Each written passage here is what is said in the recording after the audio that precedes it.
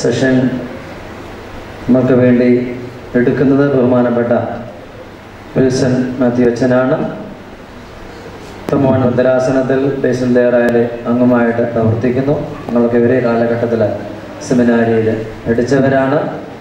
ബഹുമാനപ്പെട്ട അച്ഛനാണ് തുടർന്നുള്ള സെഷന് വേണ്ടി നമുക്ക് വേണ്ടി അതിന് നേതൃത്വം നൽകുന്നു. ബഹുമാനപ്പെട്ട വിൽസൺ അച്ഛനെ വളരെ സ്നേഹത്തോടുകൂടി സ്വാഗതം ചെയ്യട്ടെ. ബഹുമാനിയാണ് ക്ലീമേസ് തിരുമനസിനോടൊപ്പം അവിടെ പ്രവർത്തിക്കുന്നു. വളരെ ശ്രേഷ്ഠമായ ശുശ്രൂഷ നിർവഹിക്കി ഭദ്രാസനത്തിൻ്റെ പല വിഭജന പ്രസ്ഥാനത്തിൻ്റെ പ്രവർത്തനങ്ങളൊക്കെ നേതൃത്വം വഹിച്ചുകൊണ്ട് സഭയിൽ നല്ല രീതിയിൽ പ്രവർത്തനങ്ങൾ കാഴ്ചവെക്കുന്ന ബഹുമാനപ്പെട്ട വിൽസൺ മാത്യു അച്ഛനെ സന്തോഷത്തോടുകൂടി ആമോസിൻ്റെ നാമത്തിൽ വിശുദ്ധ കുർബാന ക്രമത്തിലെ കുർബാന കൊടുക്കുന്ന സമയത്ത് നമ്മൾ പ്രാപിക്കുന്ന സമയത്ത് പാടുന്ന പാട്ട് മിശിഹാ രാജോത്ഥാനത്തിൽ നിന്നുള്ള പാട്ട്. മിശിഹാ രാജാവാം നാഥൻ ദൈവത്തിൻ വ്യാപാരത്തിൽ എന്ന് തുടങ്ങുന്ന പാട്ട് എല്ലാവർക്കും സുപരിചിതം. അതിൻ്റെ 4ാമത്തെ സ്റ്റാൻസാണ്. Page number 229.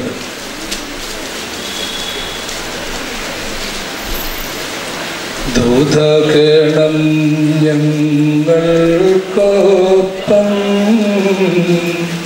പാവനമീ സ്ഥാനം പോകി കൊണ്ടാടും നിശാത്മജന മസിഹാതൻ മേരെ തങ്ങൾ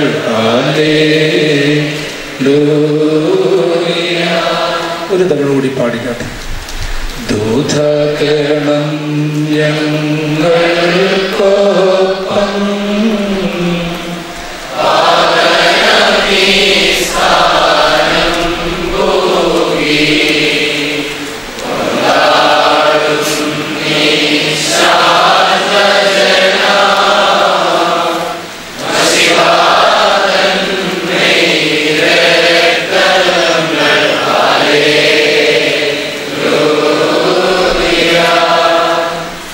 ദൈവത്തിൻ്റെ വലിയ നാമം മഹത്വപ്പെടുമാറാവട്ടെ.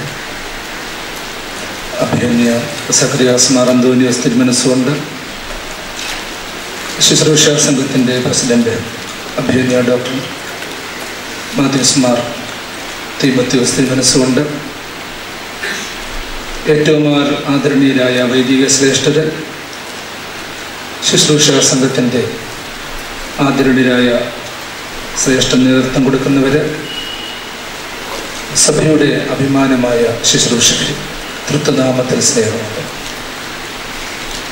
അഭിനന്യ അന്തോനിയോസ് തിരുമനസിൻ്റെ വാക്കുകളിലൂടെ യഥാർത്ഥത്തിൽ നമ്മളൊരു യാത്ര ചെയ്യുകയാണ്. ഒരു ശുശ്രൂഷകൻ എങ്ങനെ വർദ്ധിക്കണമെന്ന് യാതൊരു മറവുമില്ലാതെ മടിയുമില്ലാതെ തിരുമേനി നമ്മളുടെ മുഖത്ത് നോക്കി നമ്മളോട് സംഭാഷിക്കുന്നു. അതോടൊപ്പം തന്നെ ആ ദൈവിക വേലയുടെ മാഹാത്മ്യത്തെപ്പറ്റി അദ്ദേഹത്തിൻ്റെ കണ്ണുകളിലൂടെയും വാക്കുകളിലൂടെയും ജീവിതത്തിലൂടെയും നമ്മോട് സാക്ഷിക്കുകയാണ്. ആമുഖമായിട്ട് നമുക്ക് ലഭ്യമായ ആ നല്ല വാക്കുകൾക്ക് ദൈവത്തെ നമുക്ക് മഹത്വപ്പെടുത്താം. ഞങ്ങൾ സെമിനാരിയിലെ ഫസ്റ്റ് ഇയർ ചെന്നപ്പോഴും ഫസ്റ്റ് ഇയർ വിദ്യാർത്ഥികൾ പരിശുദ്ധ കാതോലിക്ക ബാബ തിരുമേനിയെ കാണുന്ന ഒരു രീതിയുണ്ട്. 2004 അന്ന് പരിശുദ്ധ മാത്യൂസ് സ്ഥിതിയും കാതോലിക്ക ബാബയായിരുന്നു മലങ്കര മെത്രാപ്പൊലീത്ത. വളരെ ക്ഷീണാവസ്ഥയിലായിരുന്നപ്പോഴും തിരുമേനി ഞങ്ങളെ കാണുവാൻ അനുവാദം തന്നു. തിരുമേനി കുറേ കാര്യങ്ങൾ ഒരു ക്ഷീണാവസ്ഥയിൽ വാക്കുകൾ ഉറപ്പിച്ച് പറയാൻ പറ്റാത്ത അവസ്ഥയിൽ സംവേദിപ്പിച്ചു. അതിൽ പറഞ്ഞ ഒരു കാര്യം അദ്ദേഹത്തിൻ്റെ ഗുരുവായ കല്ലാശ്ശേരി ബാവ പരിശുദ്ധ ബസേലിയോസ് ഗീവർഗീസ് ബാവയെ കുറിച്ചുള്ള ഒരു സംഗതിയായി. കല്ലാശ്ശേരി ബാവ പരിശുദ്ധനായ പരിമല തിരുമേനിയുടെ ഒരു സഹായിയായി കൂടെ പലപ്പോഴും പോയിട്ടുണ്ട്. അദ്ദേഹത്തെ ശുശ്രൂഷകൾ സഹായിക്കാൻ പോയിട്ടുണ്ട്. സന്മാസനായിട്ട് കൂടെ ഉണ്ടായിരുന്നു. ഒരിക്കലൊരു കുർബാനയെ സംബന്ധിച്ച് ശുശ്രൂഷ എല്ലാം കഴിഞ്ഞിട്ട് ഈ കല്ലാശ്ശേരി ബാവ പരിശുദ്ധ പരിമല തിരുമേനിയോട് ചോദിച്ച ഒരു ചോദ്യം, തിരുമേനി ഇന്ന് കുർബാന ചെല്ലിയപ്പോഴും ഞാനൊരു കാര്യം ശ്രദ്ധിച്ചു, മുഖം ഭയങ്കരമായിട്ട് വെട്ടിത്തിളങ്ങുകയായി, കാപ്പായൊക്കെ ഭയങ്കരമായിട്ട് പ്രകാശിക്കുകയായി. എനിക്ക് ഒരേ സമയം പേടിയുമായിരുന്നു, അതെന്തുകൊണ്ട് സംഭവിച്ചുവെന്ന് അറിയണമെന്ന് തോന്നി. പരിമല തിരുമേനി ഉടനെ കല്ലാശ്ശേരി ബാബായോട് പറഞ്ഞതായി മറുപടിയാണ് അദ്ദേഹത്തിൻ്റെ ശിഷ്യനായ മാത്യൂസ്ലീൻ ബാബ ഞങ്ങളോട് പറഞ്ഞു. ഇവിടെ വിശുദ്ധ ബലി അർപ്പിച്ചപ്പോഴും ബലഹീനനായ ഞാൻ കൈകൾ ആവശ്യപ്പിക്കുന്നതിനനുസരിച്ച് സ്വർഗീയ മാതാകന്മാർ പറന്നിറങ്ങി വരുന്നത് താൻ കണ്ടില്ല. പരിശുദ്ധ റൂഹ ആവസിക്കുന്നു എന്ന് പറഞ്ഞപ്പോൾ ബലഹീനമായ എൻ്റെ കൈകൾ കൊണ്ട് ആവസിപ്പിച്ചപ്പോൾ നൃത്ത ചുവടുകളുമായി ആ ദിവ്യ തേജസ് സാന്നിധ്യം ഇറങ്ങി വരുന്നത് താൻ കണ്ടില്ല.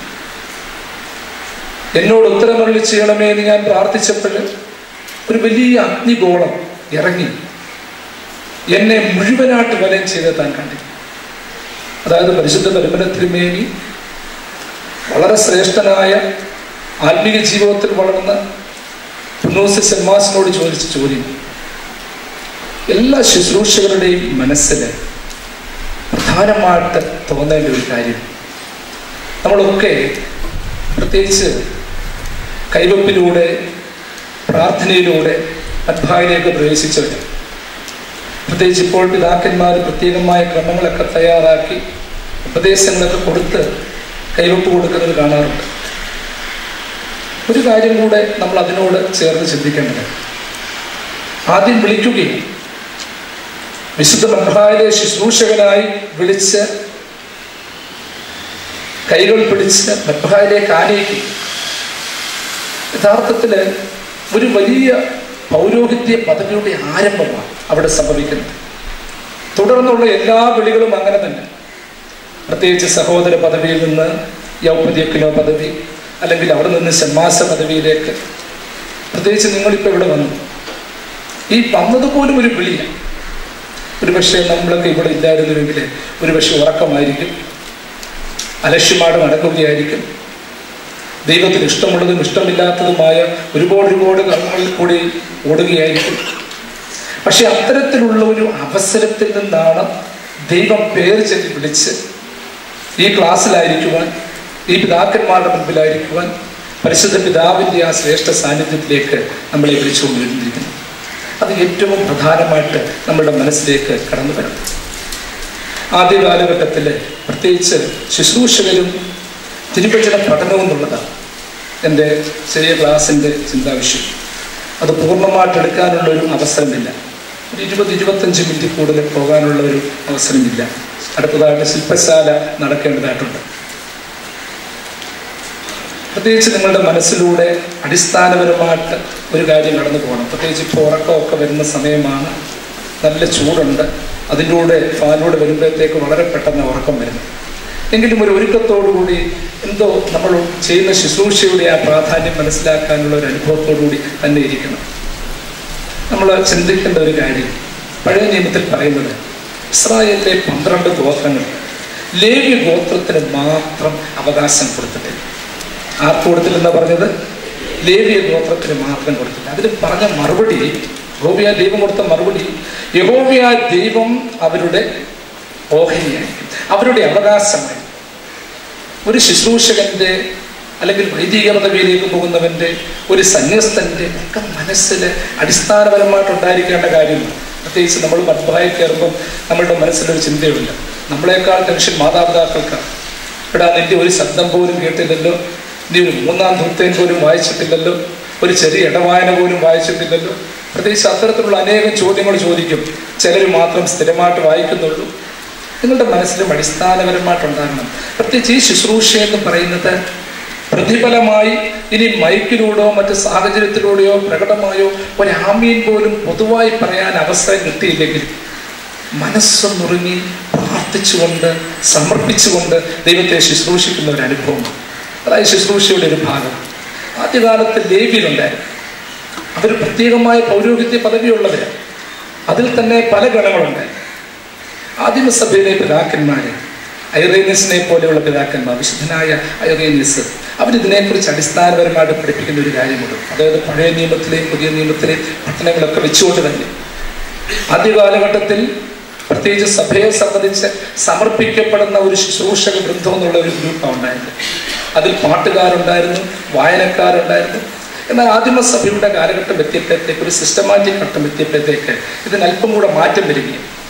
എന്ന് വെച്ചാൽ വൈദിക പദവികൾക്ക് പോലും 7 സ്റ്റെപ്പ് വരികയാണ്. പ്രത്യേകിച്ച് നിങ്ങൾ അതൊന്ന് മനസ്സിലാക്കാൻ ഞാൻ പെട്ടെന്നൊന്ന് പറഞ്ഞുവിടാം. കുറിച്ചെടുക്കുവാണെങ്കിൽ പെട്ടെന്ന് കുറിച്ചെടുത്തു. പ്രത്യേകിച്ച് അന്ന് ഈ ശുശ്രൂഷകരെ പോലും വൈദിക ഗണത്തിലേക്ക് ആക്കിയെടുക്കുന്ന ഒരു രീതിയാണ്. ഇപ്പോഴും പല സഭകളിലും ശമാസന്മാരെങ്കിലും വേണം. നമ്മുടെ സഭയിൽ ഇപ്പോൾ ഫ്രീഡം മുന്നേറ്റ സഭ, ഒരു വൈദികൻ മതി വിശുദ്ധ ശുശ്രൂഷ നടത്താൻ, അവരെ സഹായിക്കാൻ ശുശ്രൂഷകരും മതി. പക്ഷെ ഇപ്പോഴും കാൽവിൻ ചർച്ചിനെ പോലെയുള്ളത്, പ്രത്യേകിച്ച് ബൈസിലിയൻ സഭകൾ, എത്യോപ്യൻ സഭകൾ, അവർക്കൊക്കെ ശമാസന്മാർ തന്നെ വേണം. അവർക്ക് പ്രത്യേകമായ ദൗത്യം കൊടുത്തിട്ടുണ്ട്. നമ്മുടെ ആദിമസഭ, അതായത് ഈ വൈദിക ഗണങ്ങൾക്ക് കൊടുത്ത ഒരു ഡിവിഷൻ, ആദ്യത്തെ ഒരു ഗ്രൂപ്പായിരുന്നു, ഒരു ശമാസ ഗ്രൂപ്പാണ് മമ്മിയോനോ എന്ന് പറയും. 2 മമ്മിയോനോ. ഈ മമ്മിയോനോ എന്ന് വെച്ച ഗണത്തിന്റെ പ്രത്യേകത, അതായത് ആദ്യകാലത്ത് വിശ്വാസം വിശ്വാസ പഠിതാക്കൾ, പഠിച്ചു കഴിഞ്ഞവരെ മാമോദിസ മുക്കുവാനുള്ള ആ പ്രത്യേകമായ സ്ഥാനത്തെ ആനയിച്ചുകൊണ്ട് പോയിരുന്ന ഒരു ഗ്രൂപ്പായി. മനസ്സിലായോ? അതായത് മാമോദിസ മുങ്ങുവാനുള്ളവരെ, അവരെ വെള്ളത്തുണിയൊക്കെ ധരിപ്പിച്ചുകൊണ്ട് അവരെ പ്രത്യേകിച്ച് ആ പഠന കേന്ദ്രത്തിൽ നിന്ന് ആരാണോ മാമോദിസ മുക്കുന്നത്, മാമോദിസ കുളമായിരിക്കും. ഇന്നത്തെ പോലെ പള്ളികളിൽ മാമോദിസ തൊട്ടിയൊന്നും ആയിട്ടില്ല. പ്രത്യേകമായ കുളങ്ങൾ, പ്രത്യേകമായ പ്രാർത്ഥനാ മന്ത്രങ്ങൾ ഉൾക്കൊള്ളുന്ന സ്ഥാനങ്ങളൊന്നുണ്ടായിരുന്നു. നമ്മൾ ഇന്നും ശ്രദ്ധിച്ചേച്ചാൽ മതി. പള്ളികളിൽ മാമോദിസ തൊട്ടിക്ക് ഒരു പ്രത്യേകമായ സ്ഥാനം നിങ്ങൾ കണ്ടുണ്ടോ? ചില പള്ളികളിൽ ചെന്നാൽ അഴിക്കകത്ത് കാണും. ശ്രദ്ധിച്ച് നോക്കിയാൽ മതി. ഇനി ചിലർ നോക്കിയാൽ പള്ളിയുടെ വലത്തെ അറ്റത്തിൽ കാണും. ഇനി പഴയകാല പള്ളികളിൽ വെളിയിൽ കാണും. അതിങ്ങനെ കാലാന്തരത്തിൽ അതിങ്ങോട്ട് മാറി വന്നതാണ്. ഇതിനു മുൻപ് അങ്ങനെയല്ലായിരുന്നു. പ്രത്യേകിച്ച് കേവോറോ നാടുകളിൽ മാമോദിസ മുക്കുവാൻ തക്കവണ്ണം പ്രത്യേകിച്ച് പ്രത്യേകമായ പൂണ്ടുകളുണ്ടായിരുന്നു, പ്രത്യേകമായ കുളങ്ങളുണ്ടായിരുന്നു. അപ്പൊ അവിടേക്ക് ആനയിച്ചുകൊണ്ട് പോകുന്ന ഒരു ഗ്രൂപ്പ് ഉണ്ടായിരുന്നു. ആ ഗ്രൂപ്പിനാണ് മമ്മിയോനോ എന്ന് പറയുന്ന ഒരു ശമാസ ഗ്രൂപ്പ്. അവർക്ക് വളരെ ലളിതമായ ആ അധികാരം മാത്രമാണ് ഉണ്ടായിരുന്നത്. ഇനി രണ്ടാമത് മംദോന്. ഈ ഗ്രൂപ്പിന്റെ പ്രത്യേകമായ അധികാരം എന്ന് പറയുന്നത് മാമോദിസ മുക്കാനുള്ള കൊച്ചിനെ പിടിച്ചു കൊടുക്കുക, അല്ലെങ്കിൽ ഒരു വിശ്വാസ പഠനം നടത്തിക്കഴിഞ്ഞു അവനെ പിടിച്ചു കൊടുക്കുക കാർമികന്റെ മുമ്പിൽ. അതായത് ആദ്യത്തെ വ്യക്തികൾ, ആദ്യത്തെ ഗ്രൂപ്പ് ആനയിച്ചുകൊണ്ട് വന്നിട്ട് അവർ പിൻവാങ്ങുകയാണ്, അവർ മാറി നിൽക്കുകയും മറ്റവർ പിടിച്ചു കൊടുക്കുകയും. ആ പിടിച്ചു കൊടുക്കുന്ന സ്ഥാനികൾ. മൂന്നാമതാണ് സംഭ്രോനോ പാട്ടുകാർ. അവരുടെ പ്രധാനപ്പെട്ട പദവി എന്ന് പറയുന്നത് പാട്ടുകൾ പാടുക, മനോഹരമായ പാട്ടുകൾ, ഗാനങ്ങൾ ആലപിക്കുകയും പശ്ചാത്താപത്തോടു കൂടി ആലപിക്കുകയും. അതാണ് അവരുടെ പദവി. അടുത്തത് കോറുയോ. അവര് വായനക്കാർ. മമ്മിയോനോ, മന്തോനോ, സംറോനോ, അടുത്തേതാന്നാ പറഞ്ഞത് കോറുയോ വായനക്കാർ. ആദിമസഭ കൽപ്പിച്ച് അവർക്ക് നൽകിയിരുന്നത് ആ ഒറ്റ പദവി മാത്രമാണ്, വായിക്കുക എന്നുള്ളതാണ്. ഇടവായനകൾ വായിക്കണം, സങ്കീർത്തനങ്ങൾ വായിക്കണം, പ്രധാനപ്പെട്ട ഉദ്ബോധനങ്ങൾ വായിക്കണം. ഇതൊക്കെ അവരുടെ ദൗത്യം. ഞാനിത് ഈ പറഞ്ഞു വരുന്നത് നിങ്ങൾ ആലോചിച്ച് നോക്കിക്കൊള്ളണം. ഇപ്പൊ ഈ പറയുന്ന എല്ലാ കാര്യങ്ങളും ആര് ചെയ്യുന്നുണ്ട്? ശുശ്രൂഷകർ ചെയ്യുന്നുണ്ട്. ഇപ്പൊ ഈ മാമോദിസ മുക്കാനാണെങ്കിൽ തന്നെ ഇനിയും വേണേ ശുശ്രൂഷകർ തന്നെയാണ് കുഞ്ഞിനെ പിടിച്ചു കൊടുക്കുന്നത് പോലും. ആ കുഞ്ഞിനെ കൊണ്ട് മദ്ബായിലേക്ക് പ്രവേശിക്കുന്നത് പോലും ആരാണ്? ശുശ്രൂഷകർ തന്നെ. അപ്പൊ ആദിമസഭ ഓർത്തോണം, ഈ കാര്യങ്ങളെല്ലാം ചെയ്യാൻ തക്കോണം ചുമതലപ്പെടുത്തിയിരുന്നത് ആരെയായിരുന്നു? വൈദിക ഗണങ്ങളെ, ഈ സമ്മാസ സ്ഥാനികളെ. അടുത്തത് പെട്ടെന്ന് പറഞ്ഞുവിടാം. നമ്മളൊക്കെ എപ്പോഴും കാണുന്ന യൗപദീയത്തിനുമാർ, സദ്യക്കന്മാർ, അവര് വാതിൽ കാവൽക്കാർ. മദ്ബഹായുടെ വാതിൽ കാക്കുകയാണ്, സഭയുടെ വാതിൽ കാക്കുകയാണ്. അതിൻ്റെ ആഴത്തിലേക്കൊന്നും ഞാൻ പോകുന്നില്ല. അടുത്തതാണ് സെമ്മാസൻ. നമ്മൾ കാണുന്ന പൂർണ്ണ സെമ്മാസൻ. നിങ്ങൾ ആ സെമ്മാസന്മാരുടെയും വേഷവിധാനം കാണുമ്പോൾ തന്നെ നിങ്ങൾക്ക് തിരിച്ചറിയാൻ പറ്റും. ഞാൻ അതിലേക്ക് ഒത്തിരി കിടക്കുന്നില്ല. സെമ്മാസന് പല പദവികൾ ചെയ്യാൻ തക്കോണം സ്വാതന്ത്ര്യമുള്ളതാണ്.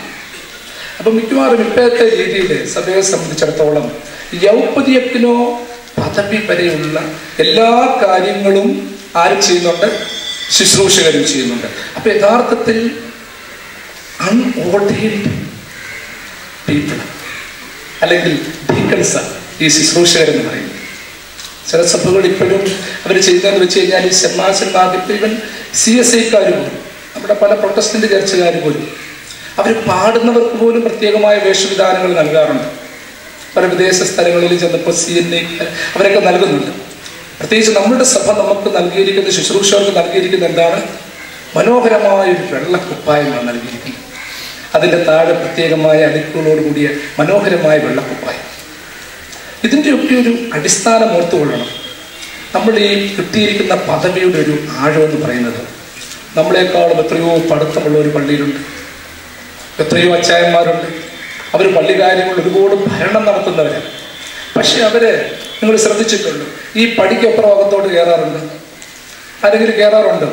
കൈവെപ്പില്ലാത്ത എത്ര വലിയ അച്ചായനാണെങ്കിലും അനുവാദമില്ലാതെ അല്ലെങ്കിൽ ഒരു ആത്മീയമായ കാര്യങ്ങളുടെ പൂർത്തീകരണത്തിന് വേണ്ടി അകത്ത് കയറാറുണ്ടോ?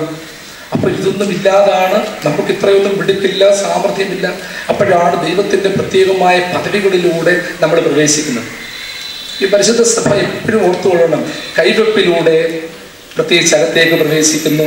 അല്ലെങ്കിൽ നിങ്ങൾ മത്ബഹായിൽ പ്രവേശിക്കുന്നതിന് മുമ്പ് 8 or 10 മാസങ്ങൾ വരണമെന്ന് പറയും. ഇതിൻ്റെയൊക്കെ അടിസ്ഥാന കാരണം എപ്പോഴും ഓർക്കണം. ഈ നല്ല ചൂടുള്ള ഒരു ഭക്ഷണം, നല്ല ചൂടുള്ള ഭക്ഷണം നമ്മൾ കഴിക്കുന്നത് എങ്ങനെയാണ്? ചൂടോടെടുത്ത് കഴിക്കൂ. എങ്ങനെയാണ് കഴിക്കുന്നത്? പിന്നെ ചൂടാറണം, അല്ലെങ്കിൽ ആറിക്കണം.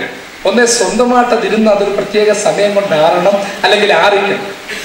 എപ്പോഴും പറയുന്നൊരു കാര്യമുണ്ട്, അതായത് നമ്മൾ കഴിക്കുന്ന ഭക്ഷണം അത് കൃത്രിമ മാർഗത്തിലൂടെ ആറിക്കാൻ ശ്രമിക്കുമ്പോൾ അത്രയും രുചി കുറവായിരിക്കും.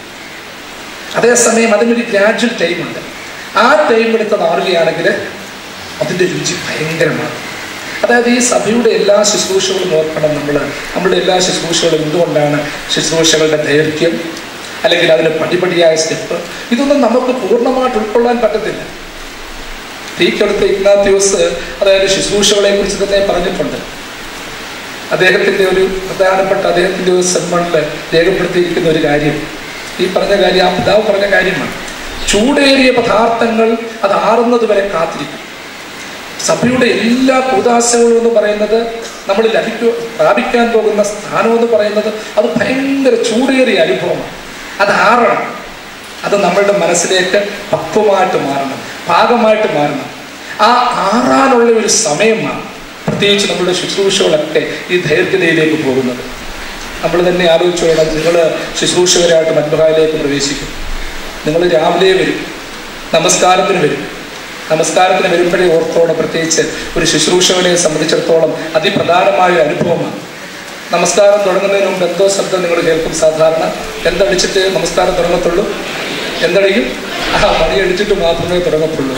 എന്ത് ഈ മണിയടിച്ച് ഈ ശുശ്രൂഷയിലേക്ക് പ്രവേശിക്കുന്നത് നിങ്ങൾ ചിന്തിച്ചിട്ടുണ്ടോ? അതായത് പരിശുദ്ധമായ, പെട്ടെന്ന് നിങ്ങൾക്ക് ഓർമ്മയിലേക്ക് വരാൻ ഞാനൊരു സംഗതി പറഞ്ഞുതരാം. നമ്മുടെ ഇടവകയിലേക്ക് ഒരു സഭാ അധ്യക്ഷൻ അല്ലെങ്കിൽ നമ്മുടെ ഇടവക മെത്രാപ്പോലീത്ത ഒരു തിരുമേനി കടന്നു വരുമ്പോൾ എങ്ങനെയാണ് നമ്മൾ സാധാരണ കയറ്റുന്നത്? നമ്മുടെ സഭയുടെ പാരമ്പര്യപ്രകാരം എങ്ങനെ കയറ്റും? ആ മണിയടിക്കും. പിന്നെന്തുകൊണ്ട്? പാടാനൊക്കെ ആളുണ്ടെങ്കിൽ അത് സുറിയാനി പാടാനാണെങ്കിൽ തോമസിലോം പാടും, അല്ലെ സ്വാഗതമേ പാടും. ചുമ്മാ അത് സൈഡിൽ കൂടെ കയറ്റി വന്നു. പിന്നെ എങ്ങനെയാണ് കയറ്റുന്നത്? വളരെ തിരിയൊക്കെ കൊടുക്കും. പിന്നെ ആരൊക്കെ കാണും അവിടെ? വൈദിക ഗണങ്ങൾ ആരൊക്കെ ഉണ്ടോ, ഒത്തിരി പേരുണ്ടെങ്കിൽ വളരെ ഭംഗിയായിട്ട് കയറ്റും.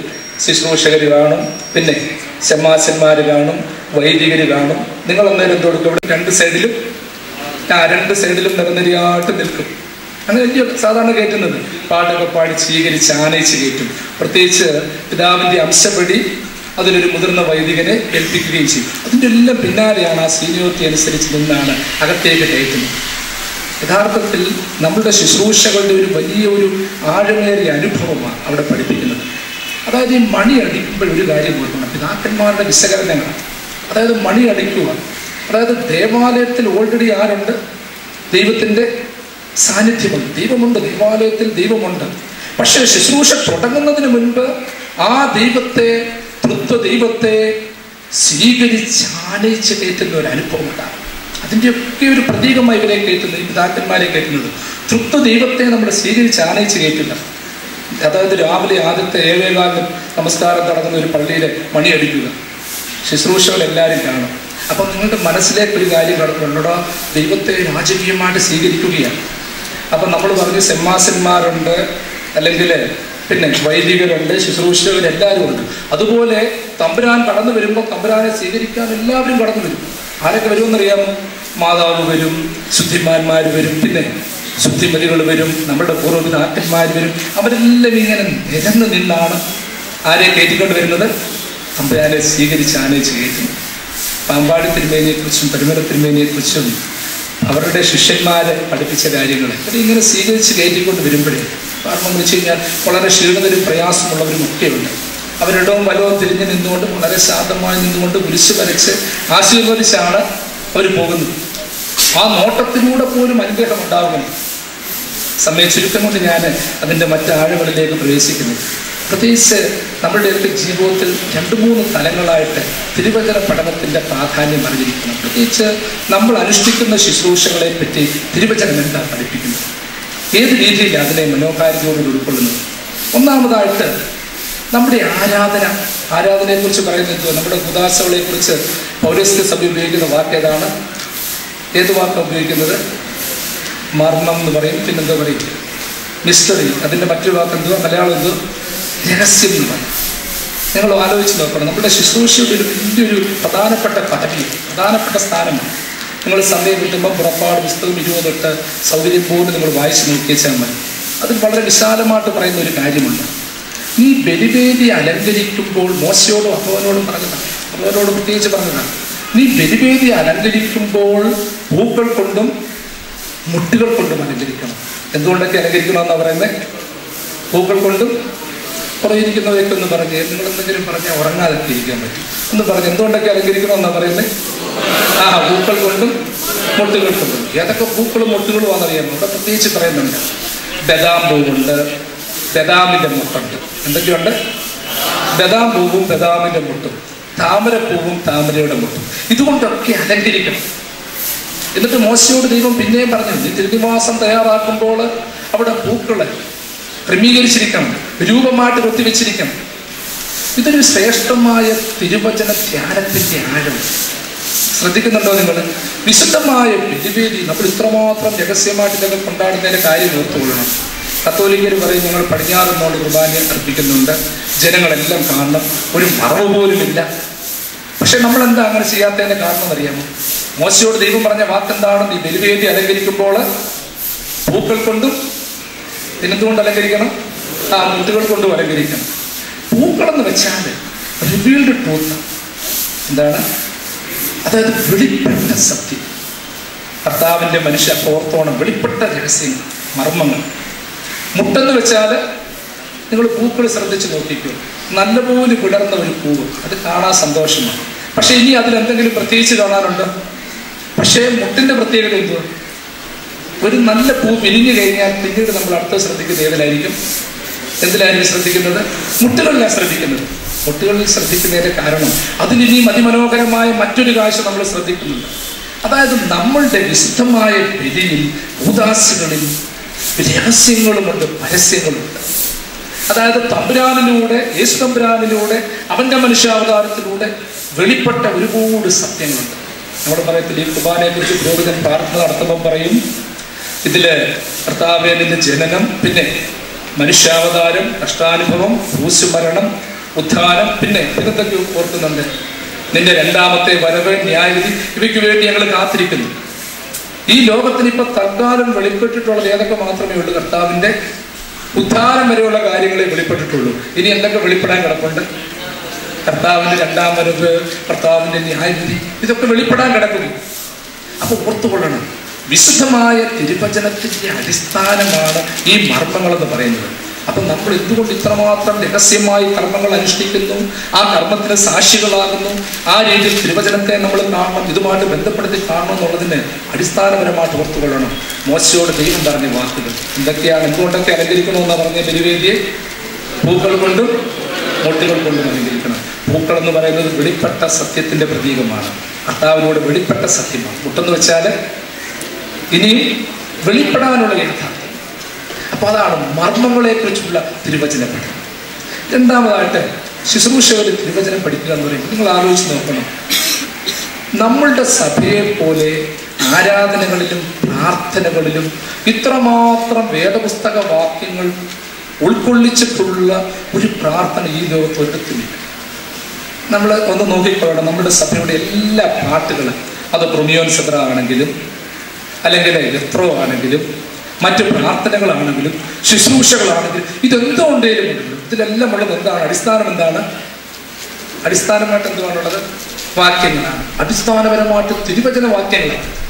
കാരണം തിരുവചനവുമായിട്ട് ശക്തമായിട്ട് ബന്ധപ്പെട്ടിരിക്കുകയും അതുകൊണ്ട് തന്നെ ശുശ്രൂഷകർ എപ്പോഴും ചിന്തിക്കേണ്ട അടിസ്ഥാനപരമായ ഒരു കാര്യം തോന്നുകയും എല്ലാ ദിവസവും നിങ്ങൾ വേദപുസ്തകം വായിക്കണം. സ്ഥിരമായിട്ട് വേദപുസ്തകം വായിക്കുന്നവർ നിലയിലിരിക്കുകയാണ്. അതായത് അറ്റ്ലീസ്റ്റ് വൈകുന്നേരങ്ങളിൽ വായിക്കുന്നത്, പഴയ നിയമം 1, പുതിയ നിയമം 1, സങ്കീർത്തനം 1 വായിക്കാറുണ്ട്. ഇത് വായിക്കുക മാത്രമല്ല, കൈതാക്കി കഴിഞ്ഞു ഇത് വായിച്ചിട്ട് വേദപുസ്തകത്തിന്റെ അടിയിൽ നിങ്ങൾ വരയിട്ടിട്ട് കാര്യമില്ല. എന്താണെന്നറിയാമോ? ആദ്യം നിങ്ങൾ വായിച്ചു കഴിയുമ്പോൾ നിങ്ങൾക്ക് കുറേ സത്യങ്ങൾ കിട്ടും, ഇൻട്രസ്റ്റ് ആയിട്ട് തോന്നും. രണ്ടാം നാൾ വായിക്കുമ്പോഴത്തേക്ക് അടുത്തതും കൂടുതൽ പ്രാധാന്യമായിട്ട് തോന്നും. പിന്നെ അവസാനം വരയ്ക്കാൻ സ്ഥലം കാണത്തില്ല, അവസാനം സൈഡിലെല്ലാം കുത്തിക്കുറിച്ചു. പെട്ടെന്ന് ചെയ്യേണ്ട ഒരു കാര്യം എന്തെന്നറിയോ? നിങ്ങൾ ഒരു വേദപുസ്തകത്തിൽ നിങ്ങൾ അടിയിൽ ഒത്തിരി കണ്ടമാനം വരയിടുമ്പോഴേ ഇത് പിന്നീട് വായിക്കുന്നവർക്കൊരു റോങ് ഇൻഫർമേഷൻ ആകും. കാരണം അവർ പെട്ടെന്ന് ശ്രദ്ധിക്കും ഇതെന്തോ ഒരു പ്രധാനപ്പെട്ട വാക്യം. നമ്മൾ അതൊന്നും അങ്ങനെ ചെയ്യേണ്ട കാര്യമില്ല. ഒരു ഡയറി മെയിൻറ്റെയിൻ ചെയ്തിട്ട് നിങ്ങൾക്ക് പ്രധാനപ്പെട്ട ഓരോ അധ്യായങ്ങളും വായിക്കുകയും ആ വായിക്കുന്ന വാക്യങ്ങൾ, പ്രധാനപ്പെട്ട ഭാഗങ്ങൾ, നിങ്ങൾക്ക് അതിൽ കൂടെ വെളിവായ രഹസ്യങ്ങൾ, മർമ്മങ്ങൾ, കാര്യങ്ങൾ ഇതെല്ലാം ചെയ്യണം. പ്രത്യേകിച്ച് ഇപ്പം കുഞ്ഞുങ്ങൾക്കൊക്കെ അവധി സമയമുണ്ട്. നിങ്ങൾ പലരും വെച്ച് ചെറുപ്പക്കാർ പിള്ളേർ അവധി സമയമാണ്. നിങ്ങൾ ഇവിടുന്ന് നിന്ന് ചെന്ന് കഴിയുമ്പോൾ തൊട്ട് തന്നെ ഒരു ഡയറി മെയിൻറ്റെയിൻ ചെയ്യണം. ഡയറി മെയിൻറ്റെയിൻ ചെയ്തിട്ട് ഉൽപ്പത്തി തൊട്ടുള്ള അല്ലെങ്കിൽ സങ്കീർത്തനം 1, പുതിയ നിയമം ആദ്യത്തേത് ക്രമമായിട്ട് നിങ്ങൾ എഴുതിപ്പോകണം. ഇത് നിങ്ങൾ എഴുതിപ്പോകുമ്പോഴുള്ള കാര്യം പ്രത്യേകത എന്താണെന്നറിയാമോ? അടുത്ത ദിവസം പള്ളിയിൽ വന്ന് അച്ഛൻ ഒരു പെരുന്നാൾ വരുന്നു, പ്രൊമിയോൻ സദ്ര വരുന്നു, ഓരോരോ പേരുകൾ അങ്ങോട്ട് വായിക്കുകയാണ്, ഓരോ പ്രാർത്ഥന ചൊല്ലിക്കൊടുക്കുകയാണ്. അപ്പോൾ പെട്ടെന്ന് നിങ്ങളുടെ മനസ്സിലേക്ക് വരണം, ആ വേദപുസ്തകത്തിൽ ഇന്ന ഭാഗത്തിൽ പറഞ്ഞിരിക്കുന്ന കാര്യമാണ്. പിതാക്കന്മാർ വെറുതെ ഇരുന്നുകൊണ്ട് ബുദ്ധിപരമായിട്ട് ആലോചിച്ചോ അല്ലെങ്കിൽ കാണാപ്പാടം പഠിച്ചോ ഡിക്ഷണറിയോട് നോക്കിയോ തയ്യാറാക്കിയതൊന്നുമല്ല നമ്മളുടെ പല പ്രാർത്ഥനകളും. മനസ്സിലായോ? നിങ്ങൾ വായിക്കുന്ന ഓരോരോ പ്രാർത്ഥനകൾ ശ്രദ്ധിച്ച് നോക്കിയാൽ മതി. നിങ്ങൾ നമസ്കാരങ്ങളിൽ നിൽക്കുന്നു, എത്ര സങ്കീർത്തനങ്ങളാണ് ഉള്ളത്. സന്ധ്യാനമസ്കാരം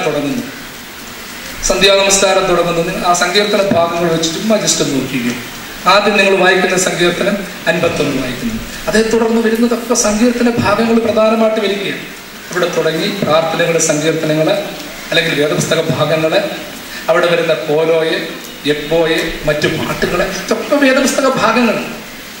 നിങ്ങൾക്കൊരു ഹോംവർക്ക് തരികയാണ്. നിങ്ങൾക്ക് കാരണം ഒത്തിരി പേര് പഠിപ്പിച്ചിട്ടുള്ള പല ഭാഗങ്ങളുമുണ്ട് സ്ഥിരമായിട്ട്.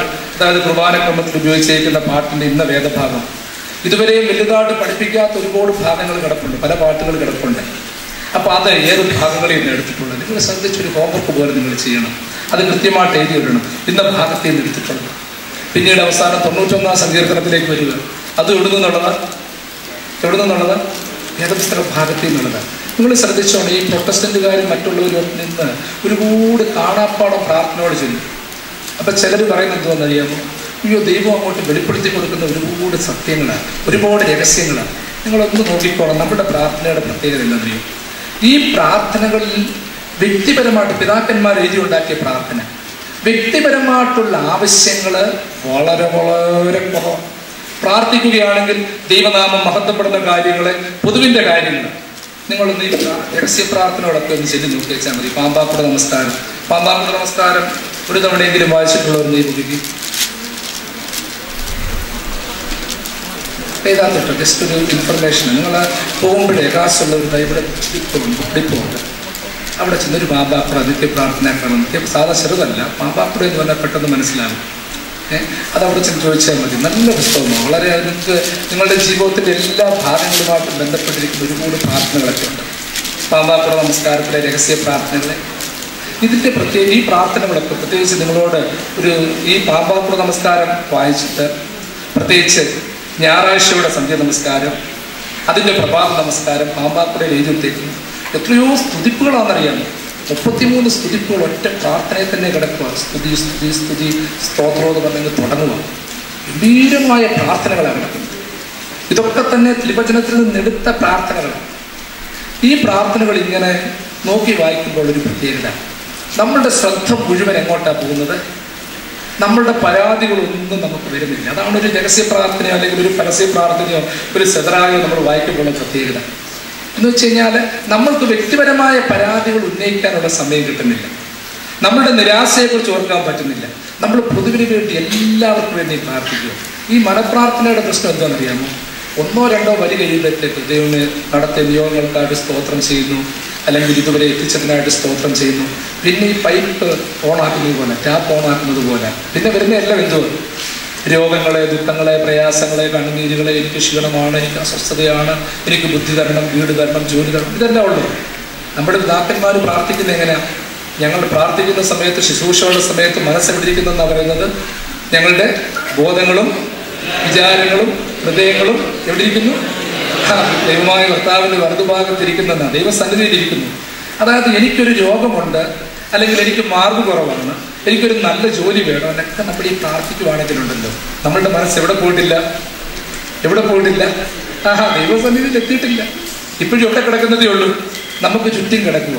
അതുകൊണ്ട് ഓർക്കണം, ഈ പിതാക്കന്മാർ, ഇത്രയും പ്രായമായ പിതാക്കന്മാർ എന്തെങ്കിലും ഒരു പ്രാർത്ഥന പ്രാർത്ഥിക്കാൻ വരുമ്പോൾ ഒരു പുസ്തകം എടുത്തു വെച്ച്, അല്ലെങ്കിൽ ശുശ്രൂഷകളുടെ ഇടയ്ക്ക് ഒരു പുസ്തകം എടുത്തു വെച്ച്, കണ്ണു കാണാൻ ബുദ്ധിമുട്ട്, വായിക്കാൻ ബുദ്ധിമുട്ട്, പക്ഷേ ആ സമയത്ത് പോലും ഉപയോഗിക്കുന്ന പ്രാർത്ഥനകൾ ശുശ്രൂഷകളുടെ മനസ്സിലൊരു പ്രധാനപ്പെട്ട ഒരു പ്രത്യേകതയായിട്ട് മാറുന്നു. അപ്പം ഞാൻ ആ പറഞ്ഞു വരുന്ന ഭാഗം ഇതൊക്കെ ഉൾക്കൊള്ളുന്ന തിരുവചനങ്ങളുടെ ഒരു അതിശക്തമായ കാര്യം. അപ്പം അതുകൊണ്ട് ശുശ്രൂഷകർ നിർബന്ധമായിട്ട് തിരുവചന പഠനത്തിന് പ്രാധാന്യം നൽകിയിരിക്കണം. മൂന്നാമതായിട്ട് ഓരോ ശുശ്രൂഷകരുമുണ്ട്, പ്രത്യേകിച്ച് ഈ പൊതുസമൂഹത്തിന് എപ്പോഴും തിരുമേനിമാരെയോ അച്ഛന്മാരെയോ അവർ അപ്രോച്ച് വിടണം. എപ്പോഴും അവർക്ക് തോന്നുന്ന കാര്യങ്ങൾ, ഒരു മാർത്തോമാക്കാരനോ ബെന്തിക്കോസുകാരനോ എപ്പോഴും അച്ഛന്മാരോടോ തിരുമേനിമാരോടോ ഓടി വന്ന കാര്യങ്ങളൊന്നും പറയത്തില്ല. നിങ്ങളൊക്കെ മഡ്ബായി കയറുന്ന പിള്ളേരാണ്, മഡ്ബായി കയറുന്ന ശുശ്രൂഷകരാണ്, നിങ്ങളൊക്കെ മാലാഖമാർക്ക് തുല്യരാണ്. നിങ്ങൾ സ്കൂളിൽ പോകുന്നു, കോളേജിൽ പോകുന്നു, പൊതുസമൂഹത്തിൽ ചെല്ലുന്നു. അപ്പം നിങ്ങൾ അവിടെ അയ്മേനികളുടെ ഇടയ്ക്കായിട്ട്, ജനങ്ങളുടെ ഇടയ്ക്കാണ്. തീർച്ചയായിട്ടും നിങ്ങളോടൊരു 100 കണക്കിന് ചോദ്യങ്ങൾ ചോദിക്കത്തില്ലയോ? അപ്പോഴത്തേക്ക് ഏതെങ്കിലും നമ്മുടെ ഓർത്തഡോക്സുകാർ പിള്ളേരുടെ പ്രത്യേകത എന്തെങ്കിലും ചോദിച്ചു കഴിഞ്ഞാൽ ഉണ്ടല്ലോ, അത് അവൻ മഡ്ബായി കയറുന്നു, അവനോട് ചോദിച്ചാൽ മതി, എല്ലാ കാര്യങ്ങളും പറയും. ആ പറഞ്ഞു വിടുന്ന അവൻ്റെ പ്രത്യേകത എന്തുമായിരിക്കും? അവനോട് ചോദിച്ചു കഴിഞ്ഞാൽ ഈ ഓർത്തഡോക്സിനെ കുറിച്ച് വളരെ വിരുദ്ധമായ കാര്യങ്ങൾ മാത്രമേ പറയത്തുള്ളൂ, അറിവില്ലായ്മകൾ മാത്രം വിളിച്ചു. അതുകൊണ്ട് ഓർത്തുകൊള്ളണം, നിങ്ങൾ മഡ്ബായി കയറാൻ വേണ്ടി മാത്രം ശുശ്രൂഷ കുപ്പായം ധരിക്കുന്നവരല്ല. ഓർത്തുകൊള്ളണം, വെളിയിൽ പോകുമ്പോൾ നിങ്ങൾ ശുശ്രൂഷ കുപ്പായം മൂന്നിട്ടേക്ക് പോവാം, നിങ്ങൾക്ക് ധരിച്ചിട്ടില്ല. പക്ഷേ ജീവിതത്തിൽ എപ്പോഴും ഓർത്തുകൊള്ളണം, ഞാനൊരു ശുശ്രൂഷകനാണ്, എനിക്ക് തൊപ്പിയില്ല, താടിയില്ല, മറ്റു കുപ്പായം ഒന്നുമില്ല. പക്ഷേ പോകുമ്പോഴും ഓർത്തുകൊള്ളണം, പുരോഹിതന്മാരെ കുറിച്ച് പറയുന്നത് അവർ മൂവിങ് കുർബാന എന്നാണ് പറയുന്നത്, ചലിക്കുന്ന കുർബാന എന്നാണ് പറയുന്നത്. ശുശ്രൂഷകരെ സംബന്ധിച്ചിടത്തോളം ഓർത്തോണം, നിങ്ങളും അതുപോലെ തന്നെ മൂവിങ് സാക്രമെന്റ്സാണ്. നിങ്ങളും അതുപോലെ തന്നെ ചലിക്കുന്ന വെറും ഉദാസകൾ മാത്രമല്ല, നിങ്ങൾ ചലിക്കുന്ന വിശ്വാസ പഠിപ്പിക്കേണ്ടവരാണ്, ഡിഫൻഡേഴ്സാണ്, മൂവിങ് ഫെയ്ത്ത് ഓഫ് ഡിഫൻഡേഴ്സാണ് നിങ്ങൾ. അത് മനസ്സിലെപ്പോഴും ഇരുന്നോണം. അതുകൊണ്ട് തന്നെ നിങ്ങൾ വേദപുസ്തകത്തിൽ നിന്ന് നിങ്ങൾക്ക് അറിയേണ്ട കാര്യങ്ങൾ, തിരുവചനത്തോട് ബന്ധപ്പെട്ട കാര്യങ്ങൾ, സഭയുടെ അംബാസഡേഴ്സ് ആണെന്നുള്ള രീതിയിൽ, കൃത്യമായ രീതിയിൽ അതിനെ ഉൾക്കൊള്ളുവാൻ തക്കവണ്ണം പഠിക്കണം. അവസാനമായിട്ടൊരു കാര്യം കൂടി പറഞ്ഞ് വാക്കുകളെ ഉപസംഹരിക്കുക. ശുശ്രൂഷകരെ പ്രത്യേകിച്ച് തിരുവചന പഠനത്തിന് പ്രാധാന്യം കൊടുക്കേണ്ടതിൻ്റെ ഒരു പ്രധാനപ്പെട്ട കാര്യം, വേദപുസ്തകത്തിൽ നമ്മൾ വായിച്ചു നോക്കിയാൽ, ആദ്യന്തം വായിച്ചാൽ അവിടെ ഇല്ലാത്ത കാര്യങ്ങളൊന്നുമില്ല. അതായത് നിരാശയാണെങ്കിലും ദുഃഖമാണെങ്കിലും അസ്വസ്ഥതകളാണെങ്കിലും അതിനൊക്കെയുള്ള മറുപടി എവിടെയുണ്ട്? വിശുദ്ധ വേദപുസ്തകത്തിലുണ്ട്. ഒരു സന്യാസ പിതാവ്, അതായത് സെയിൻസ് ഓഫ് ഡെസേർട്ട് ഫാദേഴ്സ് എന്ന് പറയുന്ന പുസ്തകത്തിലെ സന്യാസ പിതാക്കന്മാരുടെ അനുഭവങ്ങളെക്കുറിച്ച് അവർ പറയുന്നുണ്ട്. അതിലൊരു സന്യാസി അദ്ദേഹത്തിൻ്റെ ശിഷ്യന് കൊടുക്കുന്ന ഒരു ഹോംവർക്ക്. ഈ ശിഷ്യന് ഭയങ്കര ഉറക്കക്കാരനാണ്, നമ്മൾ പലരെ പോലെ ഭയങ്കര ഉറക്കക്കാരനായിരുന്നവനോട് പറഞ്ഞു, അവന് ഒരുപാട് കാര്യങ്ങൾ പഠിക്കാൻ വേണ്ടി വന്നതാണ്, തത്വചിന്തകൾ പഠിക്കാൻ വേണ്ടി വന്നതാണ്, കൂടുതൽ കാര്യങ്ങൾ പഠിക്കണം. പക്ഷെ അവൻ്റെ ഒന്നാമത്തെ പ്രശ്നം ഉറക്കം, രണ്ടാമത്തെ പ്രശ്നം എന്ന് പറഞ്ഞു കഴിഞ്ഞാൽ അവർ പഠിക്കാൻ വേണ്ടത് ഹൈടെക്കായ കാര്യങ്ങളാണ്. സന്യാസി പിതാവ് അവന് എടുത്തു കൊടുത്തത് ചുരുളിൽ എഴുതിയ ഒരു വേദപുസ്തകം. എന്തോ കൊടുത്തത്? ചുരുളിൽ എഴുതിയ ഒരു വേദപുസ്തകം. ഈ ശിഷ്യനെ സംബന്ധിച്ചിടത്തോളം പാരമ്പര്യങ്ങളെക്കുറിച്ചോ മറ്റു കാര്യങ്ങളെക്കുറിച്ചോ വലിയ അറിവുള്ളവനാണ്. അപ്പൊ അവനോട് പറഞ്ഞു, ഇതുപോലെ വിലപ്പെട്ട ഒരു ഗ്രന്ഥം ഈ ലോകത്തില്ല, നീ ഇത് വായിച്ചു പഠിക്കണം. അവൻ വായിച്ചു. അവൻ ഏറ്റവും ഇഷ്ടപ്പെട്ട് വായിച്ചു. ഓരോ ഭാഗങ്ങളും അവനിങ്ങനെ വായിച്ചുകൊണ്ടിരിക്കും.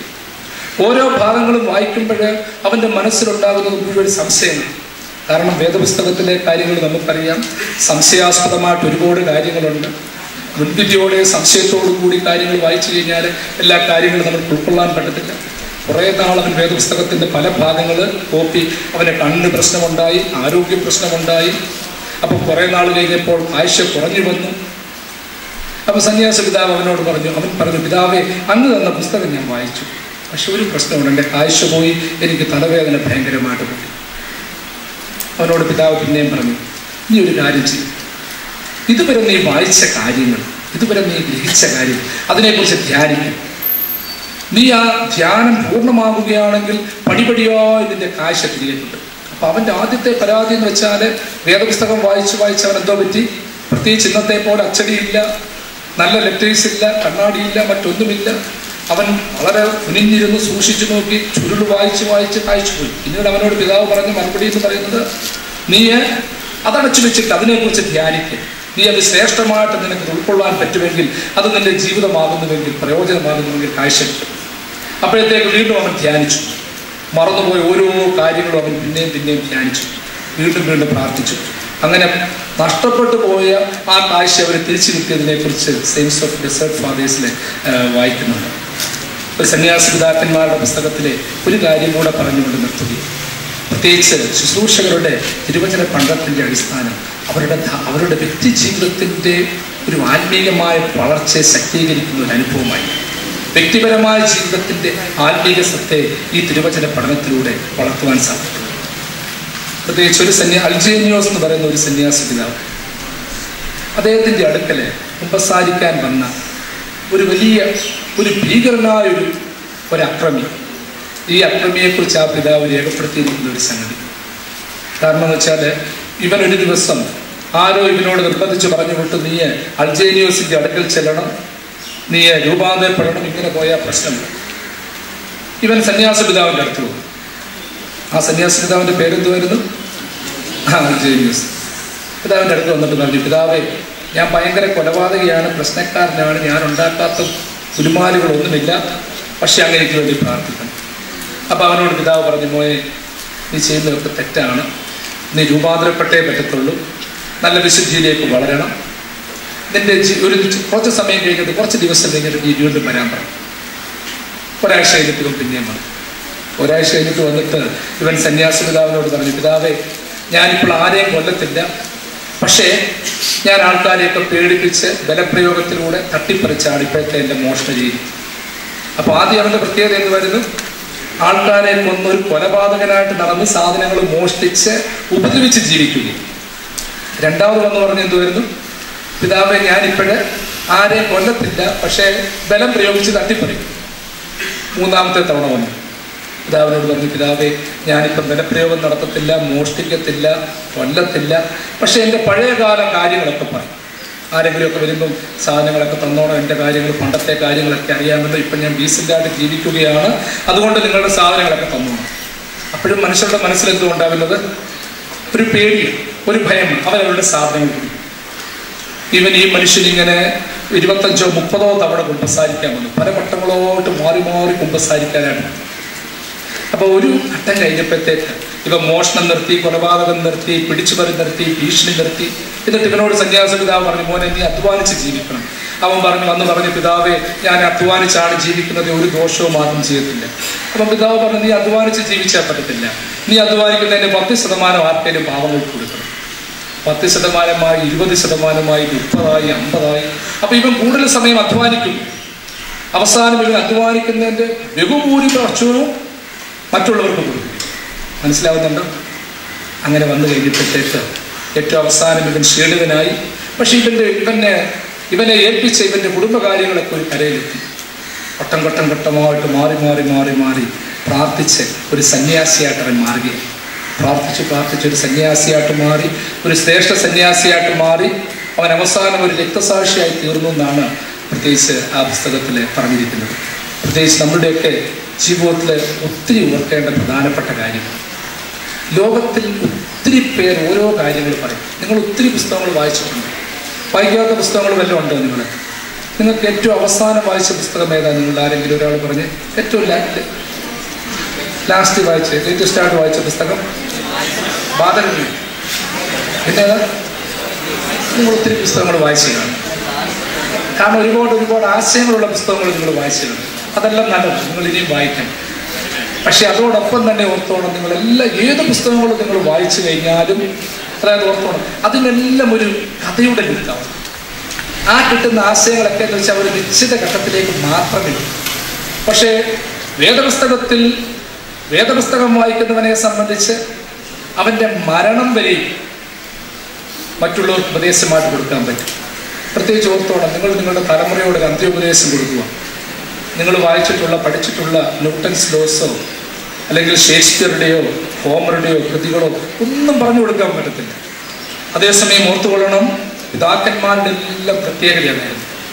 അവർക്ക് പറഞ്ഞു കൊടുക്കാനുണ്ടായിരുന്ന ഉപദേശങ്ങളില്ല. ഗോത്രപിതാക്കന്മാർ മരിക്കാൻ നേരവും അല്ലെങ്കിൽ വിശുദ്ധന്മാർ മരിക്കാൻ നേരവും അവർക്കെല്ലാം കൊടുക്കാനുണ്ടായിരുന്ന ഉപദേശങ്ങൾ തിരുവചനത്തിൽ നിന്ന് അവർ പ്രാപിച്ചിരിക്കുന്ന അനുഭവം. ആ ഒരു അനുഭവത്തിൽ വളരുവാൻ തക്കവണ്ണം സാധിക്കണം. പ്രത്യേകിച്ച് സമയം അതിക്രമിച്ചു, ശില്പശാല തുടങ്ങേണ്ട സമയം തീർന്നു. അതുകൊണ്ട് തന്നെ ഒരുപാട് ചരിത്ര പഠനത്തിലേക്കും മറ്റിലേക്കും പോകാനുള്ള സമയമില്ല. നമ്മൾ പ്രത്യേകിച്ച് നിങ്ങളോട് പറയാൻ തക്കവണ്ണം നൽകിയ വിഷയങ്ങൾ പ്രത്യേകിച്ച് വേദപുസ്തകവുമായി ബന്ധപ്പെട്ട്, വേദപഠനവുമായിട്ട് ബന്ധപ്പെട്ട് ജീവിതത്തിൻ്റെ ഭാഗവുമായിട്ട് മാറ്റി പ്രത്യേകിച്ച് ഈ വിശുദ്ധ ശുശ്രൂഷയെ നിങ്ങൾ ആക്കി തീർക്കണം. പ്രത്യേകിച്ച് ഈ ശുശ്രൂഷയിലേക്ക് നിങ്ങൾ കടന്നു വന്നത് മൂലം പ്രത്യേകിച്ച് ആത്മീകമായിട്ട് ഉയരുവാനുള്ള ഒരു തലത്തിലേക്ക് എത്തിച്ചേരട്ടെ. അതിന് സർവശക്തനായ ദൈവത്തിൻ്റെ എല്ലാ കരുണകളും ഉണ്ടാകട്ടെ എന്ന് പ്രാർത്ഥിക്കുന്നു. അതിലൊന്ന് പിതാക്കന്മാരോട് തൃപ്പാദങ്ങളിൽ പ്രത്യാദരവുകൾ അർപ്പിക്കുന്നു. ശുശ്രൂഷ സംഘത്തിൻ്റെ പ്രധാന ചുമതലക്കാരായ പ്രിയപ്പെട്ട എൻ്റെ വന്യ ഗുരുനാഥൻ കൂടിയായ വിജി മാത്യൂസ് അച്ഛന്, ജനറൽ സെക്രട്ടറിയും കോളേജിൽ എൻ്റെ അധ്യാപകനുമായിരുന്ന ബാബു വർഗീസ് സാറ്, ട്രഷറർ പ്രിയപ്പെട്ട റോഹിച്ചാന്, എവരോടുമുള്ള വൈദിക ശ്രേഷ്ഠത, എവരോടുമുള്ള സ്നേഹം ഈ സമയത്ത്